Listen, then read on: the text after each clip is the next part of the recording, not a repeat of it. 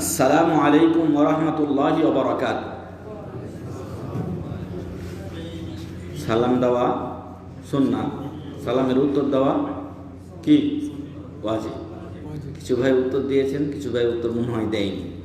আসসালামু আলাইকুম ওয়া রাহমাতুল্লাহি ওয়া বারাকাতুহু। ওয়া আলাইকুম আসসালাম ওয়া রাহমাতুল্লাহি ওয়া বারাকাতুহু।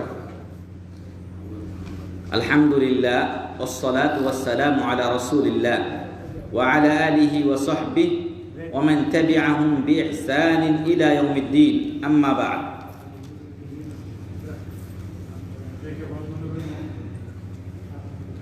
সকল প্রশংসা সেই মহান রব্বুল ইজ্জাতের জন্য, যিনি কিছু দিনী ভাইয়ের অত্র মোতাওয়া কোম্পানি থেকে অন্যত্রে ট্রান্সফার উপলক্ষে এই সুন্দর ইসলামী আয়োজনের তৌফিক দান করেছেন। সেই আল্লাহর শুকরিয়া আদা করি, বলি আলহামদুলিল্লাহ। সালাত ও সালাম বর্ষিত হোক আমাদের নবী মুহাম্মদ সাল্লাল্লাহু আলাইহি ওয়াসাল্লামের উপর। সম্মানিত ভাইয়েরা, আমি আমার আলোচনার শুরুতেই সালামের ব্যাপারে একটু কথা বলছিলাম। তো যদি আপনি সালাম দেন তাহলে 30টা নেকি পান। কয়টা? 30টা নেকি। আসসালামু আলাইকুম 10, ওয়া রাহমাতুল্লাহ 10, ওয়া বারাকাতুহু 10, 3 10 30। আর সালাম দেওয়াটা সুন্নাত, সালামের জবাব দেওয়াটা ওয়াজিব। যদি ওয়াজিব ছেড়ে দেন তাহলে কি হয়? গুনাহ হয়। আর আশা করা যায় যে আপনাকেও আল্লাহ অনুরূপ সমপরিমাণ সওয়াব দিতে পারেন। যদিও স্পষ্ট আলোচনা আসে নাই সালামের উত্তর দেওয়ার ব্যাপারে, তবে সেটাও একটা নেকির কাজ। সেটাও কি নেকির কাজ। আল্লাহ আমাদেরকে সালাম দেওয়া আর সালামের উত্তর দেওয়ার তৌফিক দান করুন আল্লাহ। অতঃপর সম্মানিত ভাইয়েরা, আপনারা আমাদের বাংলাদেশি হন বা ইন্ডিয়ান বাঙালি হন, আপনারা আমাদের ভাই। আমার এই আলোচনাটা দিল থেকে দিলে হবে, অর্থাৎ আপনার প্রতি একটা টান ভালোবাসা নিয়ে, যাতে আপনি সহি আমলটা করতে পারেন, যাতে দুনিয়াতে আপনি ভালো থাকতে পারেন আর আখিরাতেও যেন আপনি নাজাত পেয়ে যান। এটা এমন আমাদের আলোচনা নয় যে আসলাম আধা ঘন্টা 1 ঘন্টা আলোচনা করলাম, 10,000 টাকা নিলাম চলে গেলাম, বা 1 লাখ টাকা নিলাম চলে গেলাম। না, এটা আমার অন্তর থেকে আপনার অন্তরের আলোচনা। আপনাকে আমি অন্তর থেকে ভালোবাসি। মুমিনরা মুমিনদেরকে পরস্পর ভালোবাসি। একটু আগে হাদিসটা বলছিলাম, আসলে বলতে চাইনি সময়ের অভাবে, তারপরেও বলতে হচ্ছে। রাসূল সাল্লাল্লাহু আলাইহি ওয়াসাল্লাম বলছেন, আল্লাহর কসম তোমরা জান্নাতে যেতে পারবে না যতক্ষণ পর্যন্ত তোমরা মুমিন না হবে। যতক্ষণ মুমিন না হবে ততক্ষণ জান্নাতে যেতে পারবে না। আর মুমিন হতে পারবে না ততক্ষণ পর্যন্ত যতক্ষণ একজন আরেকজনকে ভালো না বাসবে। দিনের ভালোবাসা, আপনি মুসলিম আমি মুসলিম, একটা অন্তরের টান ভালোবাসা।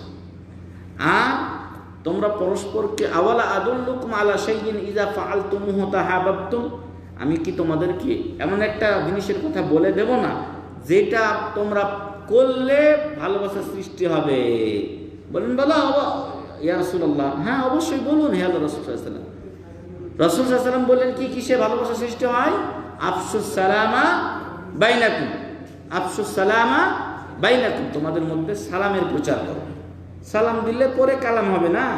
আপনি একদিক দিয়ে হেঁটে চলে গেলেন, আমিও চলে গেলাম, কোনো পরিচয় হলো না, কিন্তু লোকটা দেখে ভালো মনে হচ্ছে, ভাই আসসালামু আলাইকুম ওয়া রাহমাতুল্লাহ, কী খবর, বাড়ি কই, কোন ডিস্ট্রিক্ট, ইত্যাদি ইত্যাদি পরিচিত হলেন। আস্তে আস্তে দেখবেন আপনাদের অন্তরে যদি আপনারা দুজনেই সত্যিকার মুসলিম হন, একটা ভালোবাসার টান চলে আসবে। এই জিয়াউর রহমান কোথাকার ছেলে, কোথায়, তার বাড়ি কি, কোথায় চিনি না। আমার সাথে আনোয়ার ভাই এসেছেন, কোথাকার ছেলে, বাড়ি দেখিনি কোনো দিন। আপনারা দিনী ভাইয়েরা, আপনারা কে কোথাকার, আমি কোথাকার, এটা আপনারা জানেন না, কিন্তু আমরা সবাই মুসলিম।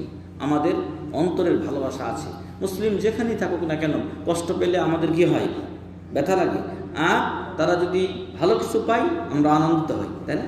আমরা আনন্দিত হই। তো এটাই হলো মুমিনের একটা পরিচয়। যাই হোক, আমরা পরস্পর সালাম বিনিময় করব। আরেকটা এখনকার বিষয় যেটা আমাকে দেওয়া হয়েছে, এটা একটা বিশাল জগৎ। যদি এখানে 4-5 দিন ধরে আলোচনা করি তাহলে বিষয়টা রপ্ত করাও কঠিন হবে, কিন্তু আমি সংক্ষেপে মূল কিছু কথা বলতে চাই। ইসলামী বিশুদ্ধ আকীদা, সহিহ আকীদা, ঠিক আছে? তো ইসলামী আকীদা যেটা বলছি, ইসলাম মানে তো ইসলাম ধর্ম আপনারা জানেন। আর আকীদা কাকে বলা হয়? আকীদা শব্দটি এসেছে ইকদুন থেকে। ইকদুন মানে গিরা বা বন্ধন। ইকদুন মানে কি? গিরা বা বন্ধন। আর আরবরা এক বলে হারকে, গলার হার কিনেন না ভাবিদের জন্য? হ্যাঁ, কিনছেন তো? এখন কিনা বড় মুশকিল, দাম অনেক বেড়ে গেছে, স্বর্ণের দাম অনেক চড়া। যাই হোক, আল্লাহ আসান করে দিক। তো একদম মানে হার, এই হার কি হয়, একটা আরেকটার সাথে লাগা থাকে না, এটাই গিরা বাটা, ওইখান থেকেই এর নাম ইকদুল করা হয়েছে। আর গিরা দিলে কোনো জিনিস কি হয় ভাই, মজবুত হয় না। একটা আরেকটার সাথে জোড়া দিতে চান, আপনাদের খেলছিলেন, খেলার সময় ওই যে আপনারা গোল বারে ইয়াটা দিয়েছিলেন, সুতাটা, এটা ছিঁড়ে গিয়েছিল, পরে আবার এটাকে আরেকটার সাথে গিরা দিয়ে জোড়া দিয়ে কি করেছেন, ওইখানে লাগিয়েছেন। তো গিরা দেয় কেন? শক্ত হওয়ার জন্য। আর এই গিরা থেকেই আপনার আকীদা তৈরি হয়েছে, বা আকীদা শব্দটা এসেছে। তার অর্থ কি দাঁড়ায়, আপনার দিলে ইসলামী আকীদা কোনটা, আপনার দিলে ইসলাম সম্পর্কে বা ইসলামী বিষয় সম্পর্কে, আল্লাহ, রসুল, দিন ইসলাম সম্পর্কে এমন একটা দৃঢ় আকীদা, বন্ধন, আপনার সংকল্প, যেটা থেকে কোনো সময় আপনি টলে যান না, যেখান থেকে আপনি সরে যান না। যেমন আল্লাহ এক, অদ্বিতীয়, আপনারা আমরা বিশ্বাস করেছি, কিন্তু আপনাকে মারা হোক, প্রহার করা হোক, যাই করা হোক না কেন, আপনি এখান থেকে সরে যাবেন না। আল্লাহ এক, বিশ্বাস করেছি। বেলাল রাদিয়াল্লাহু আনহুকে মরুভূমিতে মরুভূমিতে উত্তপ্ত বালির উপরে তাকে টানা হয়েছে, গরম পাথর চাপিয়ে দেওয়া হয়েছে, কিন্তু কি বলেছেন? আহাদ আহাদ, আল্লাহ এক এক, আল্লাহ। এটা হলো আকীদা। আপনার দিলে এমন দৃঢ় বিশ্বাস যে আল্লাহকে, নবীকে, ইসলামকে আমি স্থান দিয়েছি, এখানে আর অন্য কোনো দিন, ধর্ম, অন্য কোনো রবের স্থান হবে না।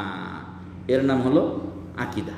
আকীদা হলো আপনার অন্তরে এমন দৃঢ় সংকল্প ও আপনার দৃঢ় বিশ্বাস, যেখান থেকে আপনি কোনো সময় বিচ্যুত হবেন না। কিন্তু দুঃখজনক হলেও সত্য যে আমাদের মুসলিম সমাজের মেলা মানুষ এই সহিহ আকীদা থেকে বিচ্যুত হয়ে আল্লাহর হক সাধারণ মানুষকে দিয়ে দিয়েছে, তারপরে রসুলের হক নিজেই নিয়ে নিয়েছে, মেলা রকম, বরং নিজেই মাবুদ সেজে বসে আছে। আপনারা অনলাইনের মাধ্যমে দেখছেন না, মেলা বাবারা আছে যাদের পায়ে সাজদা করা হচ্ছে, মেলা মাজার আছে যেখানে গিয়ে সাজদা করা হচ্ছে। তো আমাদের আকীদা, বিশুদ্ধ আকীদাটা শুরু হবে আপনার তিনটি মূলনীতির মাধ্যমে। কিসের মাধ্যমে? তিনটি মূলনীতি। আপনাদের কোম্পানি আছে, কোম্পানির কিছু মূলনীতি আছে, ফর্মুলা আছে, ঠিক ওইরকম তিনটি মূলনীতির মাধ্যমে আপনার মূল আকীদা শুরু হবে। এক নম্বর হচ্ছে মারিফাতুর রব, আল্লাহকে চেনা। কাকে চেনা? আল্লাহকে চিনতে হবে। আল্লাহকে চেনা বিষয়টিতে আরো 4টা বিষয় আছে। এক, আল্লাহর অস্তিত্ব বিশ্বাস করা। আমরা তো সবাই আল্লাহর অস্তিত্ব বিশ্বাস করি, তাই না?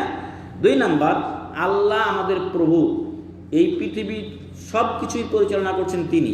আপনার আমার সকলের জীবনের মালিক কে? আল্লাহ। মরণের মালিক কে? আল্লাহ। রোগ দেয় কে? একটু আগে বলেছি আল্লাহ। মরণ দেয় কে? আল্লাহ তাআলা। বিপদ দেয় কে? আল্লাহ। বিপদ থেকে উদ্ধার করে কে? মহান রব্বুল আলামিন। বুঝে আসছে? ছেলে দেয় কে? আল্লাহ। মেয়ে দেয় কে? আল্লাহ তাআলা। কাউকে ছেলে মেয়ে কোনোটাই দেয় না কে? আল্লাহ। ভাবিকে দোষ দিবেন নাকি?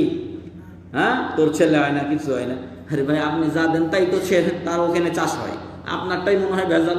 এমনও হতে পারে তার মধ্যেও কিছু থাকতে পারে। তো এই জন্য ছেলে মেয়ে সব কিছুর মালিক কে? এই যা কিছু বললাম আরো সব কিছুর মালিক মহান রব্বুল আলামিন। এটার নাম হলো 2 নম্বরে তাওহীদে রুবুবিয়্যাহ। 1 নম্বর আল্লাহর অস্তিত্বে বিশ্বাস, 2 নম্বর আল্লাহকে রব হিসেবে মেনে নেওয়া। এমন কিছু কাজ আছে যেগুলো আল্লাহ ছাড়া কেউ করতে পারে না। বৃষ্টি দেওয়া কার কাজ? আল্লাহর কাজ। তারপরে রিজিক দেওয়া কার কাজ? আল্লাহর কাজ। আল্লাহ তাআলা বলছেন, ওমা মিন দাব্বাতিন ফিল আরদি ইল্লা আলাল্লাহি রিজকুহা।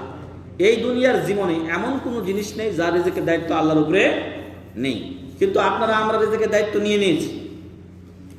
বুঝতে পারেন নাই কথাটা? ওই হুজুর কি কয় উল্টা পাল্টা। হ্যাঁ, কথা বলবেন না, কথাগুলো আমি বলেছি অন্তর থেকে অন্তরের কথা।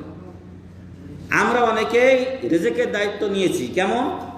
ছেলে মেয়ে নেই না আমরা। কেন নেই না? খেতে দিতে পারবো না। খেতে দেওয়া কি আপনার কাজ? খেতে দেওয়া তো আল্লাহর কাজ। খেতে দেওয়া আল্লাহর কাজ।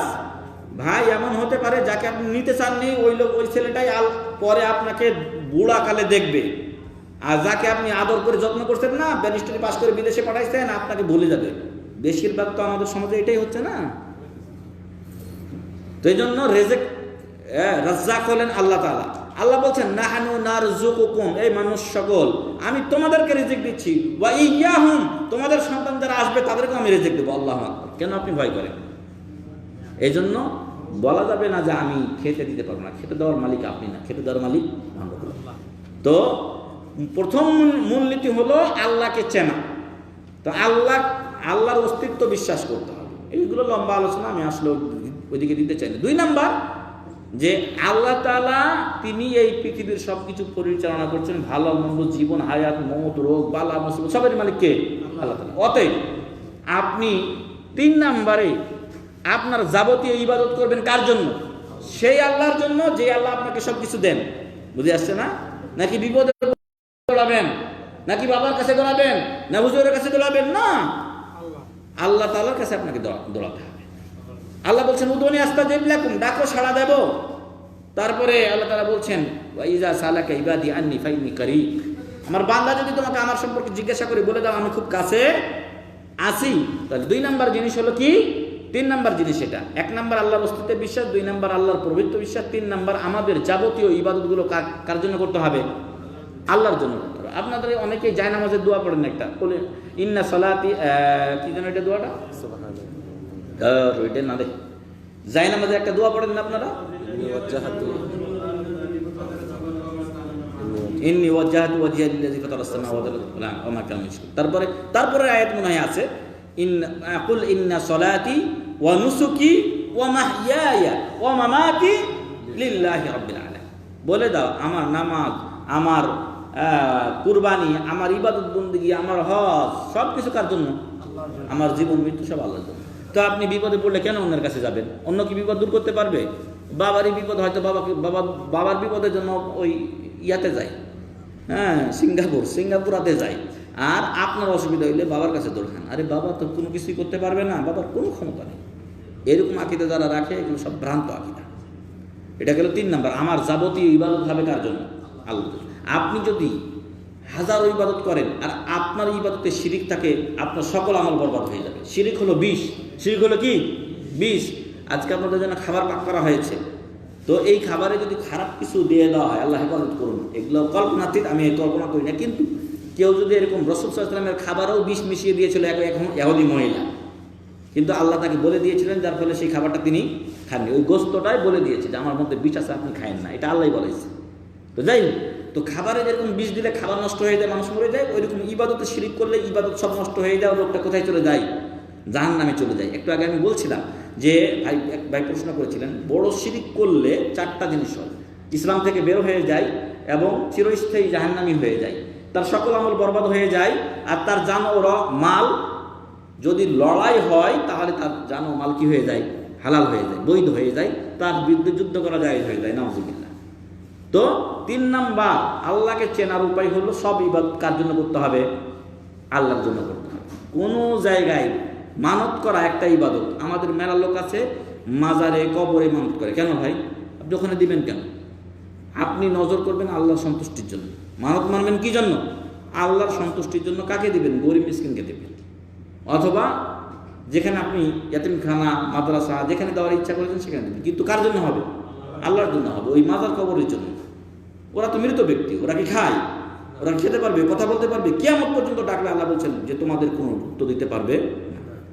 মরা মানুষ, তারা আপনার জন্য দোয়ার ভিখারি হয়ে আছে। রাসূল দোয়া শিখিয়ে দিয়েছেন, আসসালামু আলাইকুম আহলাদ দিয়ার মিনাল মুমিনিনা ওয়াল মুসলিমিন ওয়া ইন্না ইনশাআল্লাহু বিকুম লাহিকুন। ওদের জন্য দোয়া করতে বলছেন, ওদের জন্য দোয়া করতে বলছেন, আর আপনি ওর কাছে চাচ্ছেন, ও কি করে দিবে? তারা কিছুই করতে পারে না। এখন এই ওয়াজই সারা দুনিয়া চলছে, আর এই সব দলের লোকেরাই বেশি। আপনার আকীদাটা এই সৌদি আরব থেকে শুদ্ধ করে নিয়ে যেতে হবে। সৌদি আরব থেকে টাকা পয়সা নিয়ে যাবেন। আল্লাহ আপনাদের অর্থে বরকত দান করুন, আল্লাহ আমিন। রিজকে বরকত দান করুন, বেতন আরো মেলা বাড়িয়ে দেখ, ট্রিপল করে দেখ, আল্লাহ আমিন। সব টাকাতে বরকত হয় না। এত টাকা অনেকে ইনকাম করে কিন্তু লাস্টে কিছুই থাকে না। আবার আরেক ভাই অল্প অল্প বেতন পায় কিন্তু আল্লাহ বরকত দেন। বুঝে আসছে? একজন সালাফ বলছেন, পূর্বের ভালো ব্যক্তি, যে আমি দেখেছি যে একজন প্রখ্যাত দিনদার পরেশগার ব্যক্তি যখন মারা যায় তখন 11টা দিনার বা দিরহাম রেখে গেছিল। তার ছেলে মেয়েই ছিল 11-12 জন। তো 1 দিনার 2 দিনার করে পেয়েছে বা আধা দিনার করে পেয়েছে তারা। কিন্তু আরেকজন অঢেল সম্পদ রেখে গিয়েছিল। পরবর্তীতে আমি দেখেছি ওই অঢেল সম্পদ ওনার সন্তানেরা ফকির হয়ে গিয়ে এই 11 জন সন্তান যে ব্যক্তি রেখে গিয়েছিল 1 দিরহাম করে, এদের কাছে এসে ভিক্ষার হাত পাচ্ছে। আল্লাহু আকবার। অতএব রিজেকের বরকত এটা মুমিন ব্যক্তির হয়ে থাকে যে আস্থা রাখে আল্লাহর উপরে। আমার রিজেকের মালিক মহান রব্বুল আলামিন। কৃপণতা করে না নিজের ফ্যামিলির খরচের ব্যাপারে, আবার অপচয়ও করে দেয় না, মধ্যম পন্থায় সে চলে, গরিব মিসকিনকেও কিছু দান করে। ঠিক আছে, এটা গেল 3 নম্বর। 4 নম্বর হচ্ছে তাওহীদুল আসমা ওয়াস সিফাত। আল্লাহর মেলা নাম ও গুণাবলী আছে, সুন্দর সুন্দর নাম আছে। হ্যাঁ, ওই যে একটু আগে বলছিলাম আব্দুল্লাহ, আব্দুর রহমান। তো আল্লাহ, রহমান, রহিম, সালাম, তারপরে আপনার মালিক, আজিজ, গফুর, গাফফার, এগুলো আল্লাহর নাম। এই নামগুলো আমাদেরকে মুখস্থ করতে হবে। আমাদের মেলা বক্তব্যে এগুলো 100টা নাম মুখস্থ করা হয় বা 99টা নাম মুখস্থ করা হয়। তো আমাদের উচিত হবে সেই নামগুলো জানা এবং সে অনুযায়ী কি করা, আমল করা, আল্লাহকে ডাকা। আল্লাহ তাআলা বলছেন ওয়ালিল্লাহিল আসমাউল হুসনা ফাদউহু বিহা। আল্লাহ সুন্দর সুন্দর নাম আছে, ওইগুলো ধরে আল্লাহকে ডাকো। রাসূল সাল্লাল্লাহু আলাইহি ওয়াসাল্লাম বলছেন ইন্না লিল্লাহি তিসআতান ওয়া তিসঈনা ইসমান মিয়াতুন ইল্লা ওয়াহিদা। 1 কম 100 তথা 99টি আল্লাহর নাম আছে। মান আহসাহা দাখালাল জান্নাহ। যে এগুলো হেফাজত করবে সে জান্নাতে চলে যাবে। সুবহানাল্লাহ। হেফাজতের মানেটা হলো 3টা। হেফাজতের মানে কি? 3টা। 1, নামগুলো মুখস্থ করবে। পারা যাবে কি? একটা পৃষ্ঠা আপনার কোম্পানির জন্য কত কাজ করছেন, ঘন্টার পর ঘন্টা যাচ্ছেন, নিজের জন্য করেন। যখন বাসায় আসবেন একটু সময় করে ধীরে ধীরে, যদি সবগুলো নাও হয়, মোটের উপরে মোটামুটি মনে থাকলেও তো হয়। আপনার যেগুলো দরকার, আল্লাহর বিভিন্ন নাম আছে, রাজ্জাক আল্লাহর নাম। যখন আপনার রিজেকের দরকার হবে ওই নামগুলো দিয়ে আল্লাহকে ডাকবেন। তো 1 নাম্বার ওই নামগুলো মুখস্থ করবেন। 2 নাম্বার নামগুলোর অর্থ জানবেন। আমার কাছে এটার একটা লিফলেট আছে, যদি কোনো ভাইয়ের দরকার হয় তো ইনশাআল্লাহ জিয়া ভাইয়ের মাধ্যমে আমি আগামী সপ্তাহে পাঠিয়ে দেবো ইনশাআল্লাহ। হ্যাঁ, আল্লাহর নামের লিস্ট আছে, কোন তার অর্থ কি আপনি মুখস্থ করবেন। যখন যেটা দরকার সেই অনুযায়ী আল্লাহকেই ডাকবেন। আল্লাহ তুমি গফুর গাফফার, আল্লাহ আমি গুনাহগার, আমাকে ক্ষমা করো। গফুর গাফফার, ক্ষমার জন্য। ঠিক আছে, আপনার উপরে একজন জুলুম করেছে, অন্যায় করেছে, আল্লাহ তুমি জব্বার, মহা ক্ষমতাধর, প্রতিশোধ গ্রহণকারী, কাহ্হার, মহা বিজয়ী বা মহা শক্তিশালী। তুমি আমার যে উপরে জুলুম করেছে জালেম, ওর থেকে তুমি প্রতিশোধ গ্রহণ করো। আল্লাহ তুমি শান্তি দাও, তুমি আমাকে সালাম, আল্লাহর নাম সালাম, শান্তিদাতা, তুমি আমাকে শান্তি দাও। আল্লাহ তুমি রহমান রহিম, আমাকে দয়া করো। বুঝে আসছে না? তো আল্লাহর নামগুলো মুখস্থ করতে হবে, তার অর্থ জানতে হবে। 3 নাম্বার, ওই নামগুলো দিয়ে আল্লাহকে আহ্বান করতে হবে, ডাকতে হবে। যখন আপনার দোয়াতে ডাকবেন, আল্লাহর নাম ধরে ডাকলে কি হয়, আল্লাহ খুশি হন যে আমার বান্দা জানে যে আমি রহমান, আমার বান্দা জানে যে আমি গফুর, আমার বান্দা জানে আমি রাজ্জাক। তখন আল্লাহ তাআলা তাকে ওই জিনিস দিয়ে থাকেন। সুবহানাল্লাহ। তো আমাদের আকীদার মূলনীতি হলো 3টা। 1 নাম্বার হলো আল্লাহকে চেনা। তাহলে আল্লাহকে আমরা চিনব কিভাবে? কয়ভাবে? 4 ভাবে। আল্লাহর অস্তিত্বে বিশ্বাস, আল্লাহর প্রভুত্বে বিশ্বাস, আল্লাহর ইবাদতে বা তাওহীদে উলুহিয়াতে বিশ্বাস, আর তাওহীদে আসমা ওয়াস সিফাতে বিশ্বাস। এই 4টা হলো আল্লাহর পরিচয়। আর এর সার কথাই আল্লাহ বলে দিয়েছেন কুল হুয়াল্লাহু আহাদ আল্লাহুস সামাদ লাম ইয়ালিদ ওয়া লাম ইউলাদ, এই সূরাতে। তো গেল একটা মূলনীতি। 2 নাম্বার মূলনীতি হলো নবীকে চেনা। কাকে চেনা? নবী মুহাম্মদুর রাসূল। আমাদের নবীর নাম কি? মুহাম্মদ সাল্লাল্লাহু আলাইহি ওয়াসাল্লাম। তার বাবার নাম কি? আব্দুল্লাহ। দাদার নাম কি? Abdul Muttalib. আল্লাহ তাআলা তাকে কোথায় পাঠিয়েছিলেন? মক্কা নগরীতে। তারপরে তিনি 570 খ্রিস্টাব্দে বা 71 খ্রিস্টাব্দে জন্মগ্রহণ করেছিলেন। 63 বছর জীবন লাভ করেছিলেন। 40 বছরের নবুয়ত পেয়েছিলেন। 23 বছর নবুয়ত জিন্দেগি ছিল। কয় বছর? 23 বছর। 13 বছর মক্কায় ছিলেন। তারপরে তিনি হিজরত করেছেন মদিনায়। মদিনায় ছিলেন 10 বছর। বুঝে আসছে? এই জিনিসগুলো আমাদের জানতে হবে। আর এই ব্যাপারে আমার একটা বই আছে, প্রাথমিক তাওহীদ শিক্ষা, সেটা পড়লে খুব সুন্দর জানতে পারবেন। ছোট, বেশি মোটা না। তো সেটা খুব গুরুত্বপূর্ণ বই। আসলে আছে কিনা এখন সেটাও জানি না, হয়তো শেষ হয়ে গেছে, কিন্তু আমি PDF কপি আপনাদের দিতে পারবো। বাংলাদেশে এটা ছেপেছে মাকতাবাতুস সুন্নাহ থেকে, সেখান থেকে আপনারা সংগ্রহ করতে পারবেন। তো যাই হোক, সম্মানিত ভাইরা, তো নবী মুহাম্মদুর রাসূলুল্লাহ সাল্লাল্লাহু আলাইহি ওয়াসাল্লামকে জানতে হবে। ঠিক আছে? আর আমরা মুহাম্মদ সাল্লাল্লাহু আলাইহি ওয়াসাল্লামকে নবী হিসেবে বিশ্বাস করি। এই বিশ্বাসের অর্থ হলো তিনি যেগুলো বলেছেন সেগুলোতে সেগুলো আমাদেরকে কি করতে হবে? আনুগত্য করতে হবে। তাআতুহু ফিমা আমার, যেগুলো নির্দেশ দিয়েছেন সেগুলো পালন করতে হবে। তাসদীকুহু ফিমা আকবার, যেগুলো বলেছেন রাসূল সাল্লাল্লাহু আলাইহি ওয়াসাল্লাম মেলা খবর বলেছেন, অতীতের মেলা, বর্তমান মেলা, ভবিষ্যতের খবর বলেছেন, সবগুলো আমাকে বিশ্বাস করতে হবে। এবং এটা বাস্তব সত্য এবং যেগুলো পিছনে ছিল ওগুলো সত্য ছিল, এবং যেগুলো তিনি ভবিষ্যতে বলেছেন সেগুলো হচ্ছে, হবে ইনশাআল্লাহ। যেগুলো হয়নি এখনো হবে ইনশাআল্লাহ। তাসদীকু ফিমা আখবার ওয়া ইজতিনাবু মা নাহা আনহু ওয়া জাজার, আর রাসূল সাল্লাল্লাহু আলাইহি ওয়াসাল্লাম যেগুলো নিষেধ করেছেন ওগুলো থেকে কি করতে হবে? দূরে থাকতে হবে। ওয়া আল্লা ইউবাদা ইল্লা বিমা শারা, আর রাসূল সাল্লাল্লাহু আলাইহি ওয়াসাল্লাম যেগুলো বলেছেন সে অনুযায়ী কি করতে হবে? আমল করতে হবে। আমলটা আমার কার মতো হবে? মুহাম্মদ সাল্লাল্লাহু আলাইহি ওয়াসাল্লাম। আপনার মাযহাব, ওনার মাযহাব, ওনার তরিকা, ওই তরিকা, এই তরিকা, তিজানি তরিকা, চিশতিয়া তরিকা, ওই নকশবন্দ তরিকা, কোন তরিকাই আল্লাহর কাছে গ্রহণ হবে না। একটা তরিকা, সেটা হলো মুহাম্মদ সাল্লাল্লাহু আলাইহি ওয়াসাল্লাম তরিকা। এই জন্য এই সৌদি আরব থেকে এটা শিখে যান। টাকা পয়সা একটা আমি ভুলে গেছি, আসলে মানুষ ভুলে যায়, এই জন্য তাকে মানুষ বলা হয়েছে ইনসান। ইনসান মানে নিসিয়ান থেকে, আনা ইনসান, এখান থেকে নাম করেছে। তো যেটা বলছিলাম যে এই আপনার মুহাম্মদ সাল্লাল্লাহু আলাইহি ওয়াসাল্লাম তাকে আমরা রাসূল হিসেবে যখন করেছি, বিশ্বাস করেছি, তখন তার শরীয়ত মোতাবেক আমাদেরকে কি করতে হবে? আমল করতে হবে। আর যদি কেউ সেই শরীয়ত মোতাবেক আমল না করে তাহলে কি হবে? তার ইবাদত আল্লাহর কাছে কবুল হবে না। রাসূল সাল্লাল্লাহু আলাইহি ওয়াসাল্লাম বলছেন আমার সব উম্মত জান্নাতে যাবে। বুখারী শরীফের হাদিস, আবু হুরায়রা রাদিয়াল্লাহু আনহু বর্ণিত হয়েছে। আরবিটা বলে দেই তাহলে একটু মনে আসবে। কুল্লু উম্মতি ইয়াদখুলুনাল জান্নাহ, আমার উম্মতের সবাই জান্নাতে যাবে। ইল্লা মান আবা, যে জান্নাতে যেতে চায় না সে জান্নাতে যাবে না। বলা হলো কে? ওমান ইয়াবা ইয়া রাসূলুল্লাহ সাল্লাল্লাহু আলাইহি ওয়াসাল্লাম, কে অস্বীকার করে আল্লাহর রাসূল জান্নাতে যেতে? যে জান্নাতে যেতে চায় না সেই ব্যতীত সবাই জান্নাতে যাবে। কে জান্নাতে যেতে চায় না? এমন পাগলকে। কাফেরও জান্নাতে যেতে চায়, ও বলে ভগবান আমাকে জান্নাতে নিয়ে যাবে, স্বর্গে। হিন্দুরা তো স্বর্গে বিশ্বাসী। তারপরে ইহুদি খ্রিস্টানরাও কিন্তু জান্নাতে যেতে চায়। তারা ইহুদিরা বলে যে আমরা যে কয়দিন ওই বাসুরের পূজা করছিলাম ওই কয়েকদিন বাদ দিয়ে বাকি দিন আমরা জান্নাতে থাকবো, তোমরাই জান্নাতে যাবে, আমাদেরকে বলে জান্নাতে দেবে।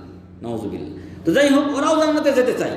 তো রাসূল সাল্লাল্লাহু আলাইহি ওয়াসাল্লামকে বলা হলো কে জান্নাতে যেতে চায় না? রাসূল সাল্লাল্লাহু আলাইহি ওয়াসাল্লাম বললেন মান আতাআনি দাখালাল জান্নাহ, যে আমি মুহাম্মদ সাল্লাল্লাহু আলাইহি ওয়াসাল্লামের অনুসরণ করবে সে কোথায় যাবে? জান্নাতে যাবে।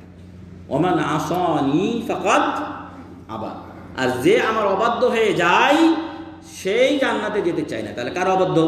নবীর অবাধ্য। আমি আমার ইমামকে মানলাম, নবীর বিপরীত হলো, তাহলে চলবে না।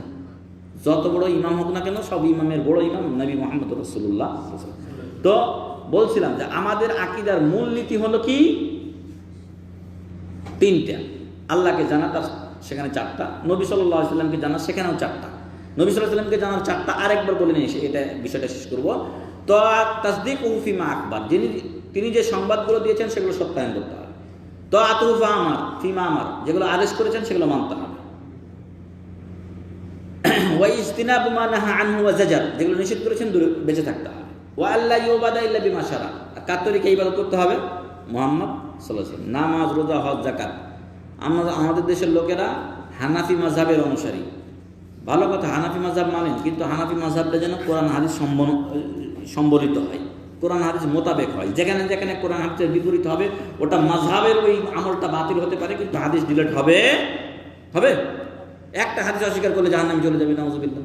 তো ওই জন্য হাদিস ডিলিট করা যাবে না, নবীকে মানতে হবে আপনাকে। এবং ইমামরা নবীকে মেনে গেছেন, এই বিষয়ে আমি একটু আগে মাগরিবের আগে কথা বলেছিলাম, তাই আমি এটা বাড়াতে চাই না। 3 নাম্বার হচ্ছে মারিফাতুদ দীনিল ইসলাম।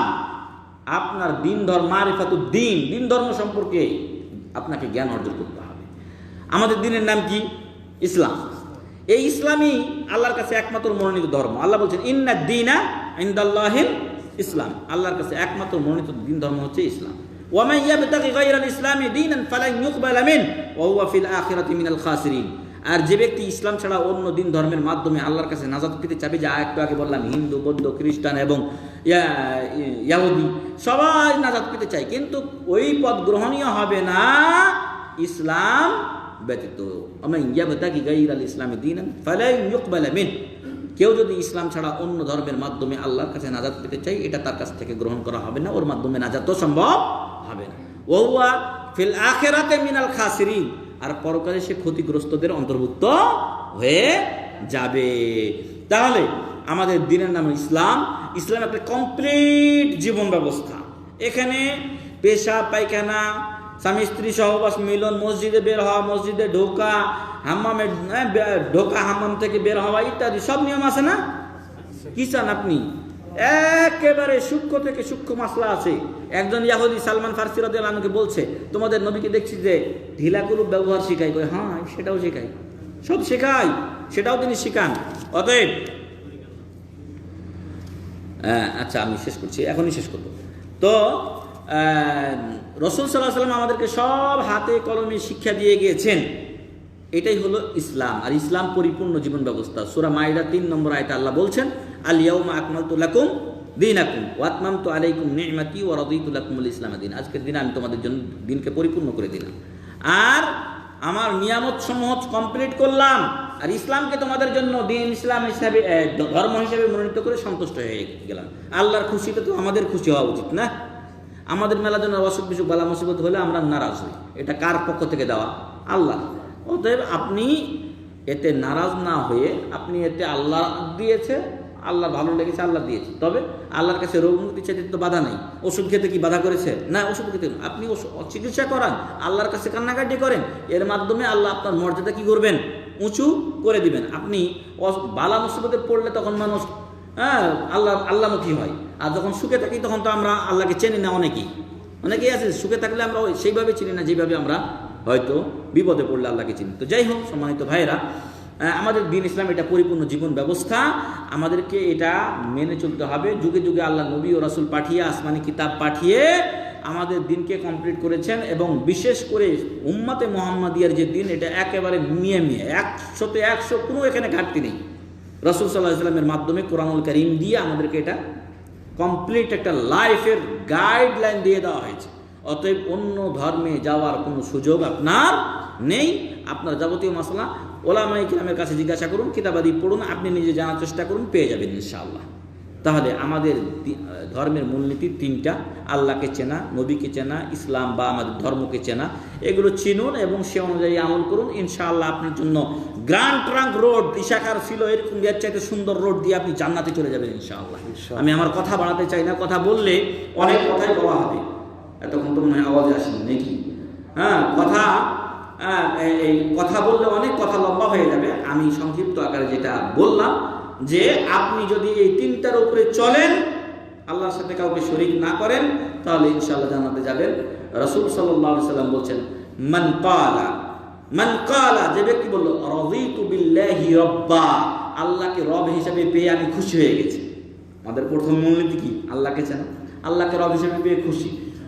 ওয়াবিল ইসলামি দীনা, আর ইসলামকে ধর্ম হিসেবে পেয়ে আমি সন্তুষ্ট হয়েছি।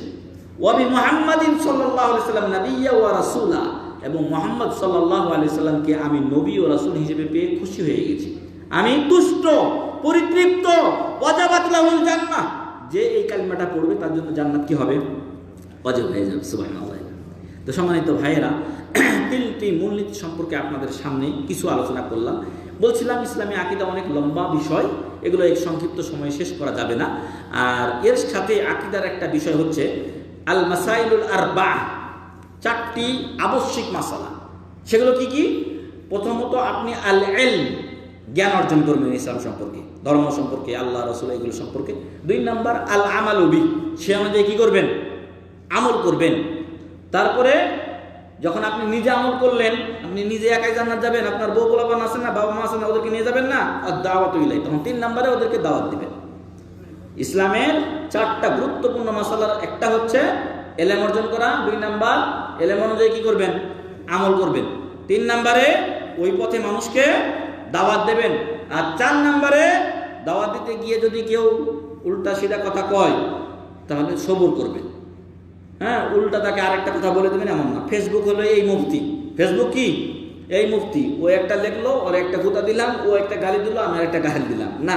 আপনাকে সবর করতে হবে। আপনি তো আল্লাহর জন্য কাজ করছেন, তো এই জন্য এই 4টা বিষয়ের মাধ্যমেও আপনি নাজাত পাবেন। সূরা আসরে আল্লাহ বলছেন, ওয়াল আসর, যুগের শপথ বা আসরের সময়ের শপথ, ইন্নাল ইনসানা লাফি খুসর, নিশ্চয় সকল মানুষ কি ক্ষতিগ্রস্ত, ইল্লাল্লাযীনা আমানু, তবে তারা নয় যারা ঈমান এনেছে। বুঝে আসছে? এটাই হলো ইলম, মানে আপনি জ্ঞান অর্জন করেছেন, ঈমান এনেছেন, ওয়া আমিলুস সালিহাত, সৎ কাজ করেছে। 2 নাম্বার ওয়া তাওয়াসাউ বিল হক, আর যখন নিজে জেনে আমল করেছে তখন মানুষকে ওই পথে কি করেছে? আহ্বান করেছে। ওয়া তাওয়াসাউ বিস সবর, আর যখন দাওয়াত দিতে গিয়ে কষ্ট এসেছে ধৈর্য ধারণ করেছে। আমার নবী মুহাম্মদ রাসূলুল্লাহ সাল্লাল্লাহু আলাইহি ওয়াসাল্লাম তায়েফের ময়দানে গেলেন, দাওয়াত দিলেন তায়েফবাসীকে। তায়েফবাসী কি করলো জানেন? পাথর দিয়ে মেরে মেরে তাকে রক্তাক্ত করে দিয়ে জুতা পর্যন্ত তার রক্তে লেগে গিয়েছিল। তো মালাকুল জিবাল জিবরিল আলাইহিস সালাম পাহাড়ের দায়িত্বপ্রাপ্ত ফেরেশতাকে এসে বলছেন, সাথে নিয়ে এসে বলছেন যে হে আল্লাহ রাসূল সাল্লাল্লাহু আলাইহি ওয়াসাল্লাম, ইনি হলেন মালাকুল জিবাল, পাহাড়ের ফেরেশতা, আপনার আদেশের অপেক্ষায় আছে। আপনি আদেশ করলে মক্কার লোক ইতিপূর্বে আপনার মাথার উপর ভুঁড়ি চাপিয়ে দিয়েছে। আবু জাহেলের মতো লোকেরা রাসূলের মাথায় পা দিয়ে পিষে দিতে চেয়েছিল, এমন ঘটনা আছে। তো এই মক্কার একটা আবু কুবাইস পাহাড় আছে, আর একটা কোন পাহাড় আছে, এই দুই পাহাড়ের আচ্ছা আপনার কাছে খালি অনুমতি চাচ্ছে যে এই দুই পাহাড় দিয়ে এদেরকে পিষে মেরে ফেলে দিবে আল্লাহ। কিন্তু রাসূল সাল্লাল্লাহু আলাইহি ওয়াসাল্লাম সেটা বলেন নাই, ধৈর্য ধারণ করেছেন। রক্তাক্ত হয়ে যাওয়ার পরে ধৈর্য ধারণ করে বলছেন যে না না না, ওদেরকে ধ্বংস করিও না। লা আল্লাহ ইউখরিজা মিন আসলাবিহিম মান ইয়াবুদুল্লাহ ওয়া লা ইউশরিকু বিহি শাইয়্যা। হতে পারে ওদের পিঠ থেকে, ওদের বংশ থেকে আল্লাহ কাউকে সৃষ্টি করবেন যারা আল্লাহর ইবাদত করবে এবং আল্লাহর সাথে কাউকে শরীক করবে না। এটা ছিল তাইফের ঘটনা। তাইফ কি মুসলিম না কাফের? এখন মুসলিম, আল্লাহর ইবাদত করছে তাইফবাসী। আল্লাহ। তো যাই হোক ভাইরা, ধৈর্য ধারণ করতে হবে। আমরা দিনই কাজ করতে গেলে এখানকার যে দাওয়াতগুলো আপনারা পাচ্ছেন, একটু আগে আমি যেটা কথা বলছিলাম ওই কথাটা হলো সৌদি আরব থেকে রেজেকের মালিক আল্লাহ তাআলা। সৌদি আরব থেকে রেজেক নিয়ে যাওয়ার চাইতে গুরুত্বপূর্ণ হচ্ছে সহিহ আমল আকীদা নিয়ে যাওয়া। কারণ মানুষ যখন মরে যায় তখন তার সাথে তিনটা জিনিস যায়, দুটো ফিরে আসে আর একটা তার সাথে থেকে যায়। তার আত্মীয় স্বজন যায়। কোনো আত্মীয় স্বজন কবরে যাবে? আরে ভাই, আপনার যে লাশটা যেখানে রাখা হয়েছিল ওইখানে মানুষ থাকতেও ভয় পায় রাত কয়েকদিন, তাই না? আস্তে আস্তে নর্মাল হয়ে যায়। তো আপনার সাথে আপনার কোনো আত্মীয় স্বজন যাবে না, আমাদের কারোর সাথে যাবে না। তারপরে আপনার দুনিয়াবি যে টাকা পয়সা কোনোটা যাবে না। আমেরিকা না কোথাকার একজন প্রেসিডেন্ট ছিল, সে মরার আগে ওসিয়ত করলো, আমি যখন মরে যাব তখন কি করিও, হ্যাঁ, আমার হাত দুইটা করিও, ওই বের করে দিও, যাতে করে মানুষ জানতে পারে কি যে আমি দুনিয়া থেকে যখন গেছি তখন আমি একটা টাকাও নিয়ে যেতে পারি নাই। আপনার টাকা পয়সা, আমার টাকা পয়সা, এগুলো দুনিয়াতে যা অর্জন করছে এটা একটা ব্যবস্থা হালাল পথে করার চেষ্টা করবেন, কিন্তু টাকা পয়সার সাথে যাবে না। তবে যদি টাকা পয়সা দিয়ে আপনি জান্নাত কিনে নেন আল্লাহর কাছে তাহলে যাবে। সে এক লম্বা ইতিহাস বলতে গেলে আরেকদিন লাগবে। রাসূল সাল্লাল্লাহু আলাইহি ওয়াসাল্লাম বললেন যে মদিনাতে একটা কূপ আছে, মুসলিমরা পানি খেতে পাচ্ছে না, কে আসো ওই কূপটা কিনে আল্লাহ রাস্তায় দান করে দিবে, ওর জন্য জান্নাত রয়েছে। ওসমান রাদিয়াল্লাহু আনহু বলছেন যে আমি যদি দান করি তো আমাকে জান্নাত দেবেন আল্লাহ? বলছেন যে হ্যাঁ। অথচ উনি আশারে মুবাশশিরা হয়ে গেছেন। আমরা তো মনে করতাম আরে আমি তো জান্নাতি হয়ে গেছি, আর কি দরকার। না, ওসমান রাদিয়াল্লাহু আনহু বললেন যাও, এই কূপটা কিনে উনি দান করে দিলেন। আল্লাহু আকবার। কূপটা কিনে মুসলমানদেরকে দান করে দিলেন, আর ওখানে মাতবরি টাতবরি কিছুই নেই। একবার বড় দুর্ভিক্ষ দেখা দিল, ও ওসমান রাদিয়াল্লাহু আনহু মনে হয় 1000 না 100 উট পাঠিয়েছিলেন ওই ইরাকে। কিসের জন্য? খেজুর আনার জন্য। আর তখন মদিনায় কি দুর্ভিক্ষ। তো ওনার খেজুরগুলো যখন আসলো, মদিনার বড় ব্যবসায়ীরা এসে বলছেন যে আপনার এগুলো মালগুলো আমাদেরকে বিক্রি করুন। বলছে কত লাভ দিবে? ডবল। বলছে ডবল হবে না, ট্রিপল, 1 টাকায় 3 টাকা দেবো, 1000 রিয়ালে 3000 রিয়াল দেবো। বলছে 4000 রিয়াল দেবো।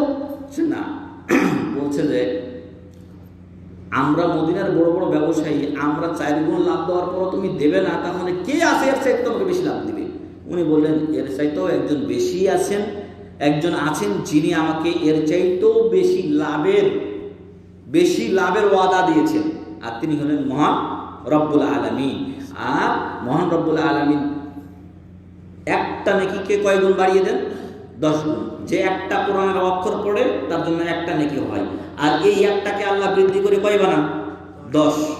1 হরফ পড়লে 10 নেকি, 1 থেকে 10 চলে আসে। ওই রকম উসমান রাদিয়াল্লাহু আনহু বললেন যে আল্লাহ আমাকে 10 গুণ দেওয়ার ওয়াদা করেছেন, তো আমি কেন 4 গুণে বিক্রি করব? আমার এই সকল সম্পদ, আল্লাহু আকবার, দুর্ভিক্ষের কঠিন মুহূর্তে বিলিয়ন বিলিয়ন টাকা কামিয়ে নিতে পারতেন, কিন্তু জান্নাত কিনে নিয়েছেন এই সাহাবী, সব কিছু দান করে দিয়েছেন গরিব মিসকিন এবং যারা দুর্ভিক্ষ কবলিত লোক ছিল তাদের জন্য ফি সাবিলিল্লাহ দান করেছেন। আল্লাহু আকবার। তো আপনার টাকা পয়সা, আমার টাকা পয়সা দিয়ে জান্নাত কিনে নিলে সেটাতে লাভ আছে। তো মানুষ যখন মরে যায় তখন 3টা জিনিস যায়, আত্মীয় স্বজন যায়, ঘুরে আসে, টাকা পয়সা, এগুলো হয়তো আত্মীয় স্বজনের পকেটে থাকে, কেউ যদি চায় অথবা যদি দাফন কাফনে লাগে তারপর হয়। আর লাস্টে কি হয়? আপনার আমলটা আপনার সাথে থেকে যায়, আপনার আমলটা আপনার সাথে থেকে যায়। এই জন্য আমলটা ভালো করার চেষ্টা করতে হবে। আমল টাকার মতো হতে হবে, মোহাম্মদ সাল্লাল্লাহু আলাইহি ওয়াসাল্লাম। এটা তো আমাদের দেশে খুব ভেজাল। হ্যাঁ, তো ইসলামটা পরিপূর্ণ জীবন ব্যবস্থা, এখানে নতুন কিছু নেই। মোহাম্মদ সাল্লাল্লাহু আলাইহি ওয়াসাল্লামের অনুসরণ করতে হবে। আপনার কোম্পানি আপনাকে একটা ম্যানুয়াল দিল, অন্য কোম্পানি, বড় কোম্পানি অর্ডার করলো যে আমাদের এরকম এরকম এরকম ইয়া লাগবে, হ্যাঁ 10,000 করে, এটার মাপ টাপ সব কিছু দিল। তো এরকম হলে তো মাপই মুশকিল। কিন্তু আপনি যদি এইরকম বড় লম্বা করে দেন, চলবে? দুইটা যদি একসাথে লাগাই দেন, চলবে? চলবে না। যেই মাপে দিয়ে গেছে ওই মাপে হতে হবে। ওই রকম আমার নবীও মাপ দিয়ে দিয়েছেন। নবীর মাপে হলে ইবাদত কবুল হবে, আর নবীর মাপের বিপরীত হলে কোনো ইবাদতই কবুল হবে না। এই জন্য রাসূল বলছেন, মান আহদাসা ফি আমরিনা হাযা মা লাইসা মিনহু ফাহুয়া রাদ্দুন। যারা আমাদের দিন ধর্মে নতুন কিছু সংযোজন করে সেটা বাতিল, প্রত্যাখ্যাত, সেটা গ্রহণীয় হবে না। এর সাথে সংযুক্ত করব ইসলামের কয়টা রকম ভাই? 5টা। হ্যাঁ, কালেমার সাক্ষ্য দেওয়া, 5 ওয়াক্ত নামাজ পড়া, যাকাত দেওয়া, রোজা রাখা, এবং রমজান মাস হজ, সামর্থ্য থাকলে হজ করা, এই 5টা পালন করবেন। ইমানের কয়টা রকম? 6টা। হ্যাঁ, আল্লাহতে বিশ্বাস, ফেরেশতাগণে বিশ্বাস, রসুলগণে বিশ্বাস, আসমানি কিতাবে বিশ্বাস, পরকাল দিবসে বিশ্বাস, তকদিরের ভালো মন্দে বিশ্বাস। এই 6টা ইমানের রোকনের উপরে বিশ্বাস স্থাপন করার নাম হচ্ছে আল ইমান। এই 6টা বিষয়ের উপরে বিশ্বাস স্থাপন নাম হচ্ছে আল ইমান। তো ইসলাম আর ইমান, এই 5টা আর 6টা জিনিস, 11টা জিনিস আপনাকে ঠিক রাখতে হবে। আর 3টা আর 4টা জিনিস আমি বলেছি। 3টা হলো মূলনীতি, আর 4টা হলো গুরুত্বপূর্ণ মাসাইল। নিজে আমল করবেন, নিজে হকটা জানবেন, অপরকে এবং আমল করবেন, অপরকে দাওয়াত দিবেন, কষ্ট আসে সবর করবেন, ইনশাআল্লাহ আল্লাহ তাআলা জান্নাত দিবেন। যেটা একটু আগে বলেছি, সূরা আসরে আল্লাহ বলছেন ওরা ক্ষতিগ্রস্ত হবে না। মহান রব্বুল আলামিন যেন আমাদেরকে দুনিয়া এবং আখিরাতে কল্যাণ দান করেন, আল্লাহুম্মা আমিন। রব্বানা আতিনা ফিদ দুনিয়া হাসানাহ ওয়া ফিল আখিরাতি হাসানাহ ওয়া কিনা আযাবান নার। ওয়া সাল্লাল্লাহু আলা নাবিয়িনা মুহাম্মদ ওয়া আলা আলিহি ওয়া সাহবিহি আজমাইন। আর একটু স্মরণ করিয়ে দেই, আগামীকালকে আশুরা। আগামীকালকে কি? আশুরা। আজকে সাহারি খাবেন, কালকে রোজাটা রাখবেন। ভাই হয়তো আলোচনা করেছে, পূর্বের 1 বছরের গুনাহ মাফ হবে। আমাদের কার গুনাহ নাই? সবারই গুনাই বেশি মনে হয় আমাদের। আল্লাহ যেন আমাদের গুনাহগুলি মোচন করে দেন, আল্লাহুম্মা আমিন। এই জন্য আজকে সাহারি খাবেন, আগামীকাল রোজা রাখবেন। বাড়িতে বলে দেবেন তারাও যেন, তারা 2টা রাখতে পারলে ভালো, আর না হলে অন্তত রবিবারের দিন। বাংলাদেশ 10 তারিখ পড়েছে, কয় তারিখ? রবিবারের দিন। এই রবিবারের দিন যেন তারা রোজা রাখে। আগামীকালকে রাত্রে সাহারি খাবে এবং পরশুদিন রবিবার তারা রোজা রাখবে। এটা আপনার আত্মীয় স্বজন এবং আপনার শুভাকাঙ্ক্ষীদের, যাদের আপনি ভালো চান তাদেরকে বলে দিবেন। তো এই ছিল আমার আলোচনা। আল্লাহ যেন আমার আলোচনাগুলোর উপরে আমাকে, আপনাদের সবাইকে আমল করার তৌফিক দান করেন এবং এই বিশুদ্ধ আকীদা গ্রহণ করে সৌদি আরব থেকে আল্লাহ আমাদেরকে চাওয়ার তৌফিক দান করেন। আমি বলছিলাম রিজিকটার চাইতে গুরুত্বপূর্ণ হচ্ছে সহি আমল আকীদা, সে অনুযায়ী চলার চেষ্টা করুন। জি, ধন্যবাদ, জাযাকুমুল্লাহু খাইরান। প্রশ্ন? এখানে প্রশ্ন আছে।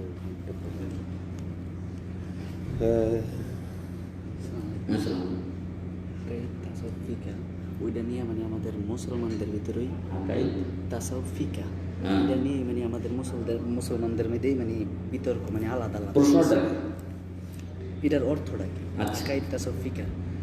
আচ্ছা, যাই হোক, ভাই প্রশ্ন করছেন যে আমাদের মধ্যে দেশে আকাইদ, ফিকা এবং আপনার তাসাউফ নিয়ে মতবিরোধ হয়।